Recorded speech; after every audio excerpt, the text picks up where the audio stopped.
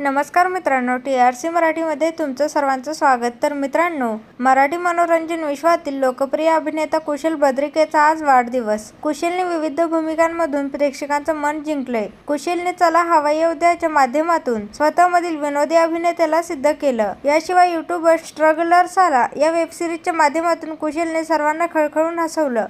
कुशलच्या वाढदिवसानिमित्त त्याची खास मैत्रीण आणि सहकलाकार हेमांगी कवीने केलेली पोस्ट चर्चेत आहे. हेमांगी कुशलसोबतचा खास फोटो पोस्ट करून लिहिते की 2005 पासून ते 2024 पर्यंत एकांकिका स्पर्धा ते हिंदीतला कॉमेडी शो पर्यंत दर काही वर्षांचे इंटरव्हल नंतर आपण कायम एकमेकांना भिडत आलोय. इतक्या वर्षात मैत्री नाही, दोस्ती बहरली आपली. प्रत्येक प्रोजेक्टच्या समाप्तीला वाटतं आता परत कधी काम करायला मिळेल या मॅड माणसासोबत.